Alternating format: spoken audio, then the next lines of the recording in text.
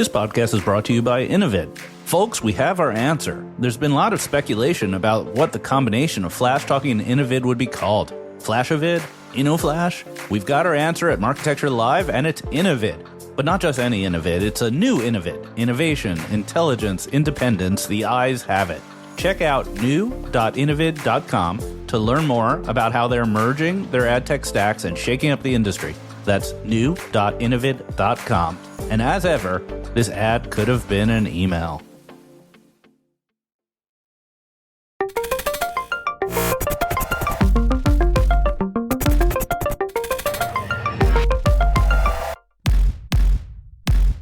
Welcome to the Monopoly Report. The Monopoly Report is dedicated to chronicling and analyzing the impact of antitrust and other regulations on the global advertising economy. I'm Alan Chapell. This week, my guest is Rich Caccappolo, Vice Chair of Media for DMG. I try to have a diversity of guests here on the Monopoly Report, and I really haven't had the big publisher perspective on in a while. You know, we had Jason Kint on a few months ago, but even that was mostly from the perspective of the Google ad tech trial. So I wanted to get a better sense of how large publishers are navigating this new world where you can't necessarily rely on search traffic. So we're going to talk about publisher monetization, and we're going to talk about their approach to AI. And we're going to talk about how Rich thinks the landscape will develop as we look to move past all this litigation. So let's get to it. Hey, Rich, thanks for coming on the pod. How are you? I'm well, and thanks for having me on. I really appreciate the opportunity to speak to you. Well, thanks. I'm really looking forward to this discussion. So you and I met a few months ago when I was invited to join a small cabal of digital media nerds who get together every now and again to discuss the big issues of the day. And one of my favorite things, as an aside, one of my favorite things about digital media are these types of semi-regular sit-downs with all these tight-knit groups where there's a lot of trust and there's sort of an implied cone of silence. I feel like those settings are where a lot of the real learning and sharing of ideas take place. So anyway, this was late last year when a lot of the focus was on Google search and the ad tech trials. And so before we get too far into the AI space, I'm curious to get your thoughts on how the Chrome divestiture, might impact news publishers and separately the impact of potentially a divestment of all or even part of the DoubleClick ad tech stack. So we'll start with that very, very tiny question. Well, I have to, one, comment on the way you describe such an august gathering of our friends and peers and others. What did you describe them as? Ad tech nerds or something? A cabal of ad tech nerds. Yeah, those we do a roundtable with publishers once a quarter. We've been doing it for 9 years. I think we did one last week. It was about AI. That was our 36th. We've been very, very consistent every 3 months. And to tell you the truth, it's some of the best time that we spend, each quarter is talking with our colleagues. There are dinners throughout the months and the weeks that are even smaller groups, but it's been really valuable as our industry has changed. I think when we first initiated that, our perspectives were very different. And then over time, maybe our perspectives got a little too similar. But now we're in a good spot with AI with a lot of different opinions on how it's going to play out and how we should work on it or think about it. So it's very valuable. I've been doing it since I was Chief Operating Officer, then as CEO, and now as Vice Chair for DMG, our parent company for media. I still find great value in it, and I know the guys, my colleagues, do here too. And it also allows us to speak in between meetings as well. But as to your question, I need to always preface this with we have litigation against Google. On the ad tech case, we actually initiated some of that, and it's an important thing for us, but to be careful about what we say. What we want to see, whether it's Chrome divestiture or the remedies that are going to come about from the search case, or what we hope come about from the ad tech cases, of which there are many, right? The DOJ case, the state attorney generals, our case, class actions. We want to see a few things. We want to see equitable relief that restores competition in search and digital advertising. We want to see, and I think this is crucial, enhanced transparency and fair practices, including what I really hope for is a support for attribution. And hopefully we'll come back to that later. I want to see that driven through the new innovation. And that, I think, means market viability for competitors. And in the end, I want to see improved revenues for the publishing industry for those who truly invest in journalism. So whatever the remedies are to go forward on those, as long as they tie back to those sort of four key principles, then we look at it. I do have to say, and we're going to talk about this, I know, in the course of the conversation, one role I see for us is the risk of bad regulation. And we're seeing a lot of regulation being discussed all around the world. And we try to play the role of what might be a negative outcome. And we're lucky, I'm going to repeat this, we're lucky, not just for us, but for the industry as a whole. And we have owners that support that. Yeah. One thing that comes to mind for me is that, and I'm not just trying to blow smoke given who my guest is here today, but like publishers really need to be the North Star. How do we ensure a vibrant content creation and separately journalism community? Because if those are our North Stars, I think then some of the unintended consequences can hopefully be mitigated. Look, for me, it often comes down to a balance of the trade-offs between short-term revenue or opportunities and longer-term viability and sustainability. And there are peers of ours who don't have the luxury that we have based on our ownership to be able to not take the short-term, I don't want to choose my words carefully, not the payoffs, but the licensing or the support that is not long-term and sustainable.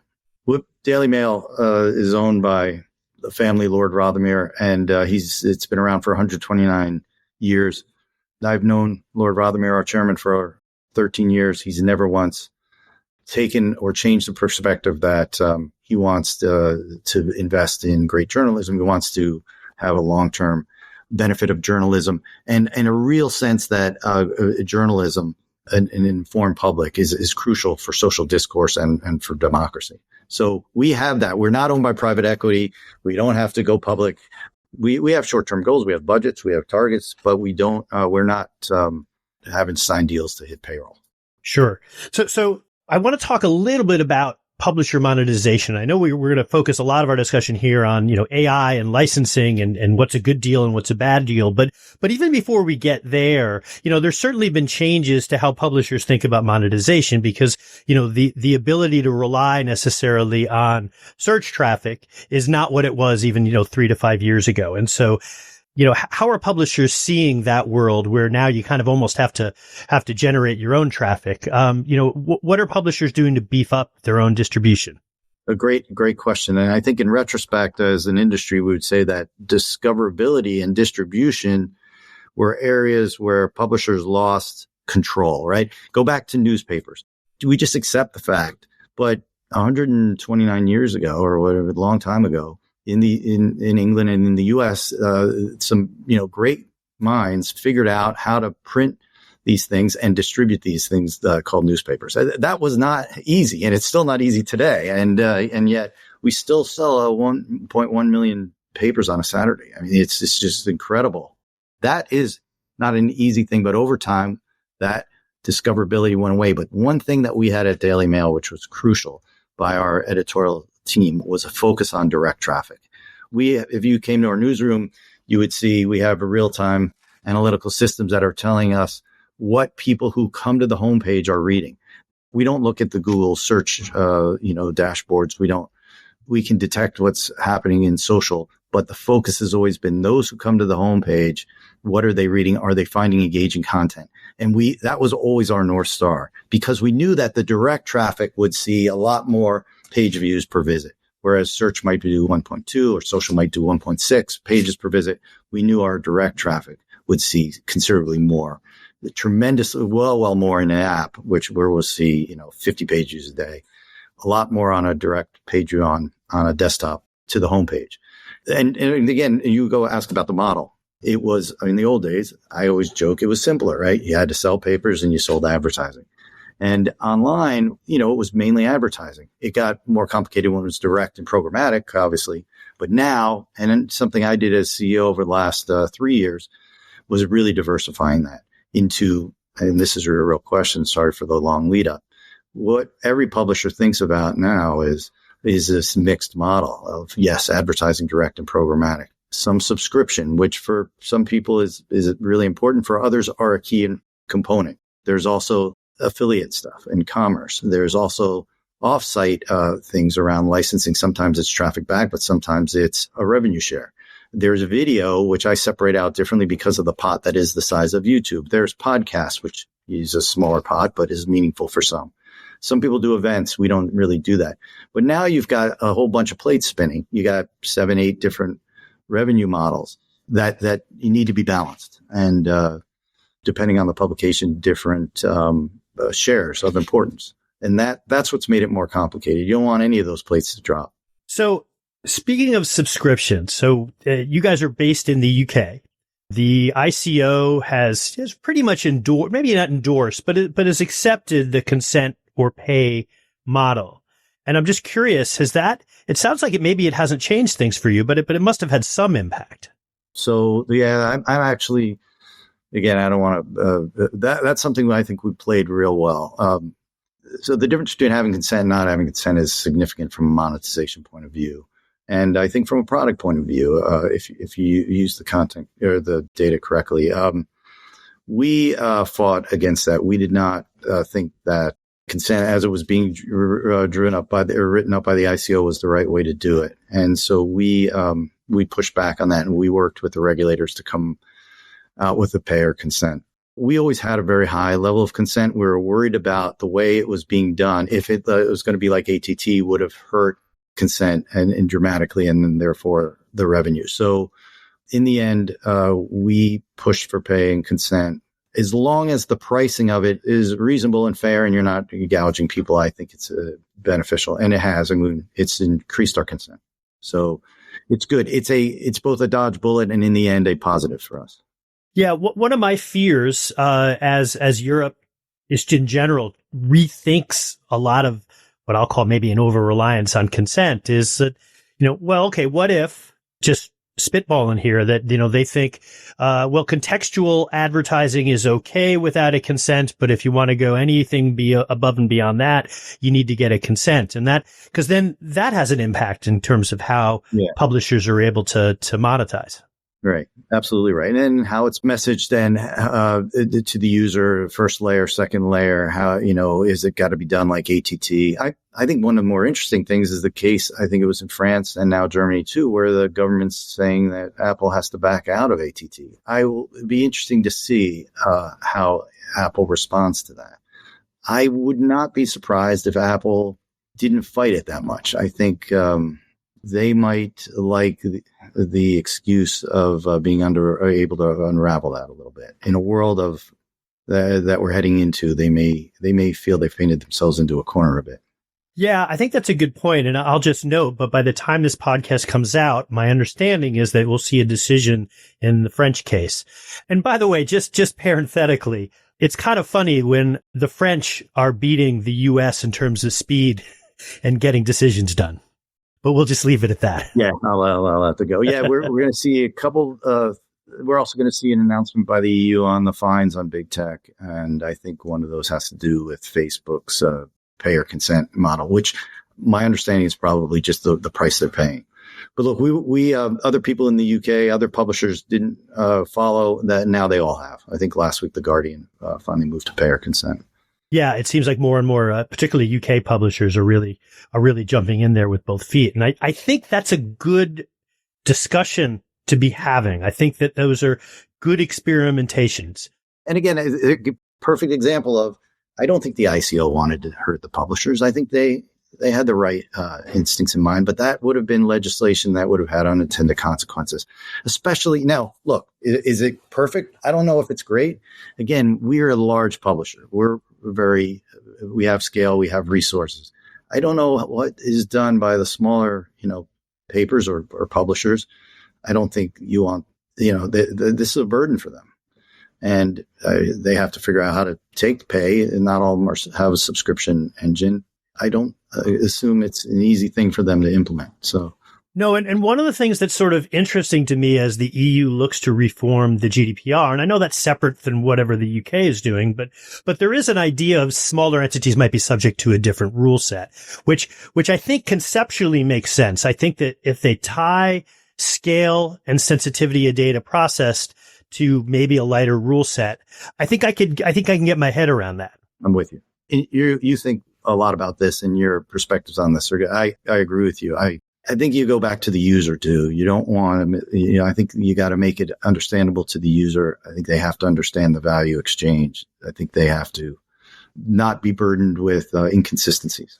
So I want to shift gears a little bit and talk about AI, because that's sort of on everybody's mind right now. I mean, we've had, over the last couple of years, there's certainly been a trend where, in order to build these large language models, they need content. And what we've recognized, I think, in part between what Google has learned with respect to Reddit, that premium content is very helpful as you're trying to build out these LLMs.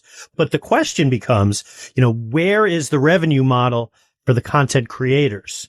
And so I would love to riff with you a little bit about there. I mean, for my first question is licensing, the best option from the perspective of a content creator?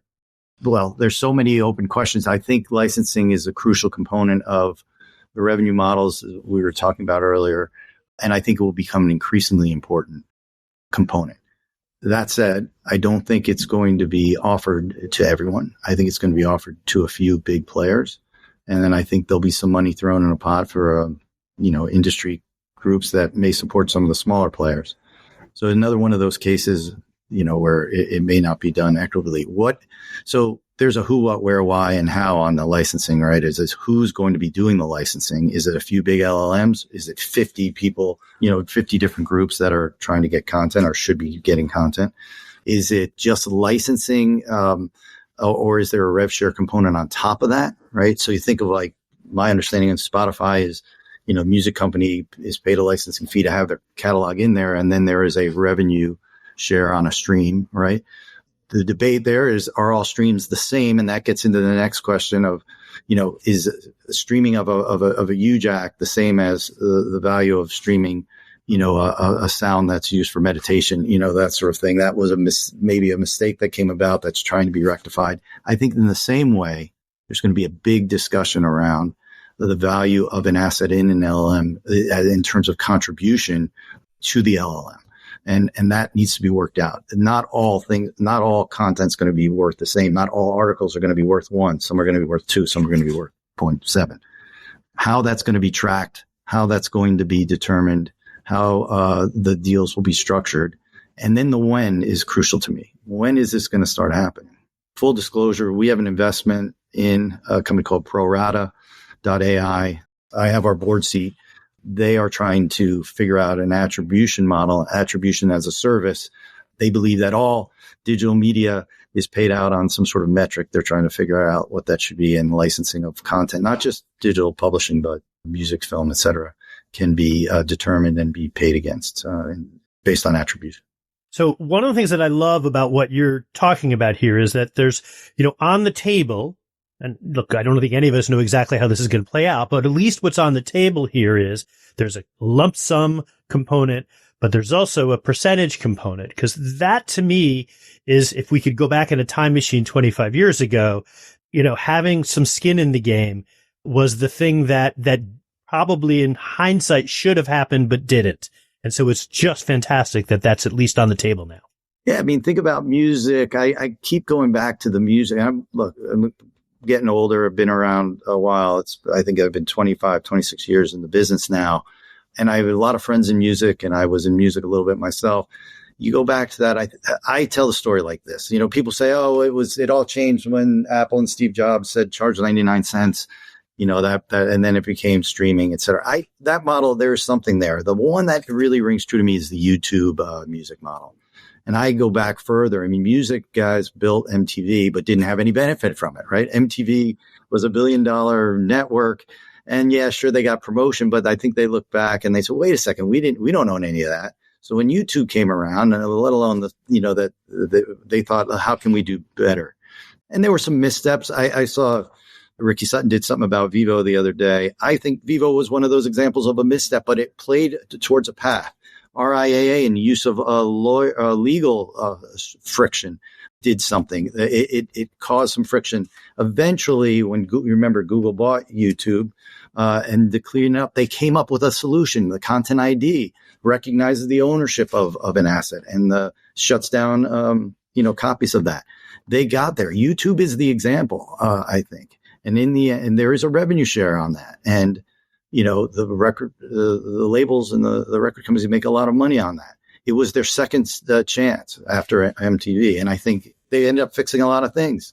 Now, they make tens of billions and YouTube's worth hundreds of billions. But, But if compared to getting nothing, getting something is usually better. And, exactly. And so, hopefully the next gen will be even better. And then I feel like I have to say this as an independent musician. It would be nice if small to mid-sized musicians were able to actually eke out some semblance of a living and not have to rely on touring 360 days out of the year. Yeah, I know a little bit about it, but I'm going to get into dangerous areas there. There are around what the payout should be, but I like the component. And let's talk about it too. One of the things about music is in the end, there were only a handful of players, right? I mean, back then you had Universal, Warner, Sony, and EMI. Now you have the three, but you also had all the independents being sort of underneath Merlin, I guess, right? So in the end, there were a handful that they couldn't work together because that was too collaborative, but there was a way to resolve it for many labels by negotiating deals with a handful of players. I think it's a little tougher in publishing where we have so many participants, and maybe there's some alignment at some point to remedy that a bit. I think you might see movement faster in the book publishers because there's a smaller number there. Hey, I wanted to get your take. So just a couple of days ago, Google had published the results of an experiment they were conducting over the last several months. And, the headline, I know there's a whole bunch more in there, but the headline was such that, in their view, their results demonstrated that European news content in search, at least, didn't have a measurable impact on the ad revenue for Google. And so I wanted to get your take on, what's the backstory with that? What are they really trying to get at? I understand what they're trying to do. I think in some ways, the study's probably done more harm than good for Google. How can they say that news has no value, but they claim they need to scrape all of it without, any restrictions for AI? And that's a really hot topic in the UK right now, where there's a whole review of copyright law. That's hard to understand. How can it be worth so little as according to that study, and yet need to be used for training purposes? It's sort of laughable.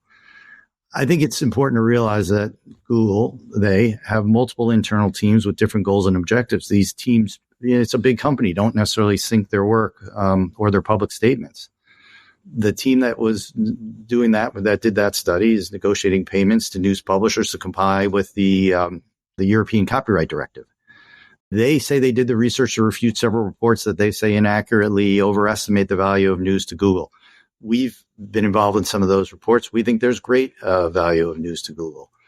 As to whether the methodology was really strong or whether it was questionable, and that they only removed news from some EU sources during a particular point in time when the US and the UK were really the focus of a lot of news, I think suggests that it wasn't a true ban of news. But the biggest point, and you're the expert in this stuff, I think they proved, perhaps counterintuitively for their benefit, that they are a monopoly, because one of the tests of what is a monopoly is that you can degrade the experience and not really lose customers or market share because of it. That's why I go back to, I think it's probably done more harm than good for Google. Yeah, I think that's a fair point. And really at the end of the day, this is a negotiation ploy. I mean, similarly, I think OpenAI had issued their proposal to the White House in the US, regarding screen scraping and use of content. And of course, they're going to say that the value of that is de minimis. Again, it's a negotiation, and they realize that in a whole bunch of forums, they are having discussions around licensing deals. And if you can seed the community, the notion that news content is, valued at, 5 cents rather than, 500 cents, then, that helps your bargaining position, or at least the argument goes. Yeah, that's the gist of it. But let's remember they don't run ads on news search results, right? I still think that's a pivot in waiting. Well said. And our relationship with Google is a complex one. I don't ever sign the malice. I think they're trying to do their job. Sometimes things that come out in discovery in the cases are surprising in some of these cases, including the ad tech one. But I think we'll get there, and I think that there's a war now. But we need to fight the war, and then we need to win the peace.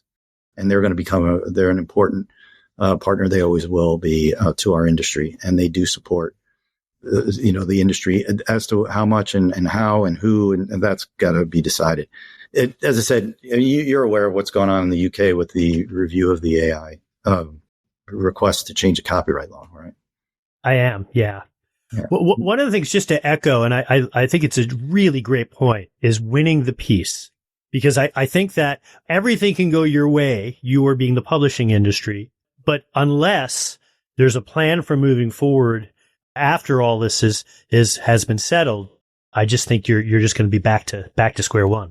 Yeah, who those players are, how many of them are, in the end, I think everybody wants to support investment in great journalism, and that's going to be the test. What does it mean to be a great publisher? What does it mean to be a premium publisher or a valuable publisher? I think everyone's going to have to ask that question. Now, I don't want Google to choose the winners, and I don't want to put great trust in any of the companies without the opportunity to, verify that. And I think there have been some examples in the past, both in search and ad tech, where Google has chosen winners, and that's something that needs to be rectified. Yeah, great point. We talked a bit about licensing deals, but when do you think those are going to really take off? What are going to be the catalysts for licensing to really for really to take off? Maybe my head's, so we're so deep in the woods in the UK. One of the catalysts, I think, is going to be the Digital Markets Act and the review of the AI copyright. So in the UK, the big tech guys have asked the government to change the laws on copyright. Now, this is emotional. I mean, for the UK invented copyright law in 1710, right? I mean, it became global in the 1830s when Charles Dickens said, hey, they're reading my stories in the US and I'm not getting paid, right? So there are more people who work in creative content areas, film, music, publishing in the UK than as a percentage of the population. It's a bigger percentage of the GDP than in other countries. And what they're saying is, allow us to change the law and access the stuff for training. That is with the opt-out, which I think we all know is a bit of a joke, right? The opt-out is not being adhered to by a lot of players. My sense, and there were 11,300 responses in a request for submissions about the AI law. The outcry has been significant, and I don't know if you saw, but all the newspapers did the same front cover about a month ago to make it fair, and on the record companies were aligned, and and you're seeing it in the U.S. too. The catalyst to your question is, if the government were to come back and say, "Look, we don't want to lose these jobs, we don't want to lose this tax revenue, this, et cetera," we'll let them access some things, this stuff for training. However, they're going to say do the opt-out, and what I really want them to say is, but you got to pay the licensing when it crosses over to commercial purposes. That'll be the key, because the use for training alone is really a hard thing to control. It will bleed into for commercial purposes. Oh, and for sure. There's no way that it can't. And right. I mean, you're this stuff better than me. I mean, with the Digital Millennial Act of 1998 or whatever, it said that copyright applied. They didn't say how does it going to be monetized or how is monetization going to work, and that was worked out. I'm thinking the change here, one of the catalysts would be if the government says, look, we've got to allow them to use this for training, but they have to sign licenses because the stuff's being used commercially. And our industry does not necessarily see the future very well or work in white space very well. But the move from search to overviews, from 10 links to 5 paragraphs, is shown people what will happen. Again, we're very fortunate. Our traffic comes direct primarily, 2/3 of our pages, 3/4 of our pages are direct. By taking out search referrals, you're tearing down a key pillar of the infrastructure of the revenue model for most digital publishers. That is shocking. What I worry about is a product that comes out and it's that says, "Hey, Alan, here's your 10 stories of the day, synthesized from 12 publishers. Your story is different than mine." That totally disintermediates us from the reader, and so that is a day that is not going to be 5 years from now. It's going to be soon, like next Tuesday or something. And that's what we worry. Is you wake up and you say, "Man, everybody's going there, and there's no traffic coming back." So that's the fear. Now, I think your follow-up question, I don't want to put is, you tell me, I mean, is that the thing? Do you see that? I mean, is that should we all be worried about that? Oh, absolutely. No. So the thing that was, there's still a box that says search on google.com. So that's still there. And for 99% of consumers, they don't really notice what a difference is. But it's the stuff going on behind that box that we all got to be worried about, because that is changing radically. And it's having an impact on not just news publishers, but really the entirety of the ad-supported internet. And so that's the thing we got to be focusing on. Yeah, but that's just the first product. There'll be more products. I don't know who's going to create the products, and maybe we need to create the products as an industry. But there are going to be new products, and that are going to differ. I think the more notification, alert, a sort of model, which I think might be more what happens to news. The value of content is going to be played out too. Is like everything evergreen, which a few years ago we thought was so great, is becoming less and less valuable because allegedly it's all in the model. So if your product is recipes, I'm sorry, that's kind of already in there. The question then is, what's going to be valuable? It's apparently going to be RAG. I don't think it's necessarily news events. Like there's an earthquake in mine, today. And I don't like to use the word opinion because I think that's too partisan, but the perspectives on those events is where the value is going to be. There was an earthquake. Well, Daily Mail says the geologist is predicting another one could come in 2 weeks. The Guardian saying that they had a person on the ground and this was the experience. That sort of thing I think is going to be valuable. But whether that gets pulled into a product that has taken that and provides that to the user and disintermediates those who've invested in getting those stories, that's the risk. Well, and eventually, I mean, if there's no revenue model for journalism, it's not like, journalism is just going to go away. And so we need to figure out, as these large language models are being built, maybe there needs to be, your source is the Daily Mail. That's great. Okay. So for certain things, your source is the Daily Mail, because, TikTok can offer an interesting perspective. And I will say some of the youngins are heading there for certain things. But if you really want to know what's happening on the ground, there are sources over the long term that you need to be able to trust. TikTok, I think we're the biggest news publisher on TikTok by a lot. It is unbelievable, the volume of, and it's introduced the brand to a whole new population, some of which have then end up coming back direct to see all the other stories we do. So, but they do like it. And I like the way we get to represent the brand there, and we get to tell stories there in a way that works for users who choose to use that platform. I just want to get paid for it. I just want to be compensated for it. I want us to be rewarded for the investment that we're putting into creating that content. The question is, what should we as publishers be doing to move this along? And we asked about what the catalyst would be. That's one. I'm hoping there's some others. There are some legal cases. There's some regulation that's coming about. I think that there may be some small funded Gen AI companies that are getting a lot of money from venture or private equity that decide they want to pay for content because they don't want to spend all the money they've raised on legal, fights. Goes back to the example of what I said.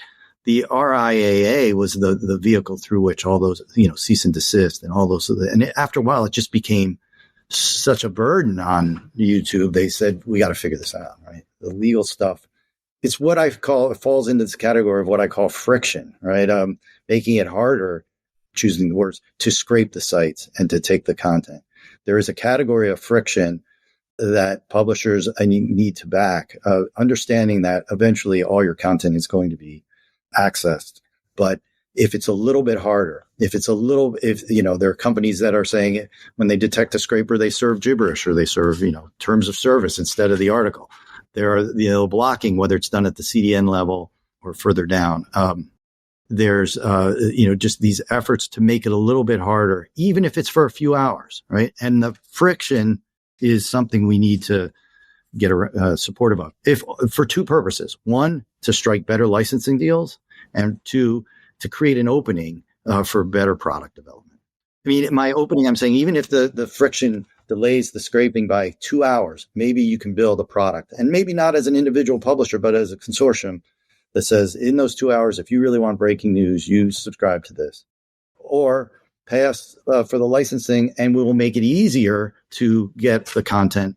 And as long as, if our stuff's wrongly represented, there are takedowns, et cetera, That all makes sense. And I think that's a great way of thinking about it, because really there is so much about copyright that is based on friction. Now, the friction, I know it from the record company world, and the friction in the record world was you had a couple of guys with crooked noses who would come to your office and they'd have a talk with you, but that's also friction. I'm not saying that needs to be the model today, but you need to have something in place to get these companies to want to do the right thing. That's right. And I think there is a desire to do the right thing because, again, they need to be able to scrape something in that. You can't write stories unless they're stories on which to write. I need to come up with a better analogy. All my friends and colleagues say this is wrong. I don't want the analogy I have is Dracula's castle, right? I mean, Dracula had some humans there when he didn't want to fly into town and bite somebody, and he allowed them to live, and then they, he could feed on them periodically, I guess. But the lives of those humans in that castle sucked. They ate bugs, and not a great example. I don't want us to be those zombie-like, humans. I think there has to be a true ecosystem. Can you help me with a better analogy there, Alan? I'm struggling. I like using Lord of the Flies. Okay. But that may be because I'm essentially an ad tech guy, and it is remarkable how quickly the ad tech world devolves into a Lord of the Flies situation the minute somebody isn't watching them. But what can we learn from that one, right? I mean, some of my colleagues are really good on this. We all fed on this, and we allowed the yields to drop. We all undercut each other. We all, there was a race to the bottom in the auction dynamics. The same thing could happen here if we all get licensing deals and we price in different ways. If you were the creator of the overview from our content and everybody was writing similar stuff, wouldn't you just choose the cheapest source? Right? If Daily Mail says it's, X and somebody else says our stories are half X, if I were running the overviews, I would default, if all things are equal, to, and we're all and people are rewriting each other's stories to that who's charging me less, and we'll race down the least, and we'll race down to that lowest level, which says you got to create great content. You got to create exclusive content. You have to have a perspective that's differentiated. You got to carve out a brand. It comes back to a brand and a take and a perspective. That otherwise it's going to be a race to the bottom. And so what I'm hoping happens is that you guys, the premium publishers, are able to negotiate deals that make some type of viable sense. Okay, so you've got those deals and you have a baseline, and then I'm probably gravitating way too close to the political here, but for the local publishers, for the smaller content creators, I'm hopeful that the government figures out what you guys did and figures out how to impose that on the really small people, because otherwise they're just screwed. Well said. Yeah. See a little bit of that in the ACCC's work in what happened in Australia, right? Who deserve a lot of credit for, leading the path. But, these things, they're mistakes that are made, and then they can get rectified. But until we start down that path, and you know how it is, you get off track a little bit and you come back in, but we haven't started down that path yet, really. On licensing, that's going to be meaningful. And in the end, and this goes back to the earlier question, what does the revenue model look like for a publisher in the future? All those things that we talked about, advertising, subs, video, licensing, commerce, affiliate, it's going to change. I think licensing is going to be a much bigger percentage. And the optimization of a whole bunch of different licensing deals is going to become a crucial skill set for publishers, right? We give them sports. We give these guys sports 2 hours later. We give them news, but we don't give them photos. Here we have photos to give. It's going to be in a way that is similar to the way our guys, optimize ad tech partnerships. Yep.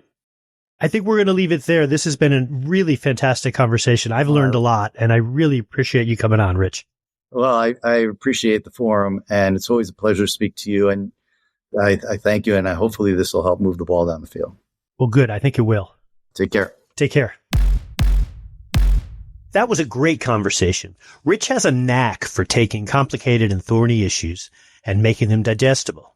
Very conversational. There's two things I took away from this conversation. First, we need to keep the needs of publishers as our North Star, even for those of us at ad tech companies. If we're not careful, we're going to kill the golden goose here. And second, and Rich used the term winning the peace to describe his approach to what's next as we move beyond all these antitrust cases and lawsuits. I really liked that analogy. We've got a bunch of other fantastic guests coming up on the Monopoly Report podcast over the next few weeks. Please subscribe to the show at monopolyreportpod.com or on Spotify, Apple, YouTube, or wherever you listen to your podcasts. And thanks for listening. Thank you for listening to the Marketecture Podcast. New episodes come out every Friday, and an insightful vendor interview is published each Monday. You can subscribe to our library of hundreds of executive interviews at marketecture.tv. You can also sign up for free for our weekly newsletter with my original strategic insights on the week's news at news.marketecture.tv. And if you're feeling social, we operate a vibrant Slack community that you can apply to join at adtechgod.com.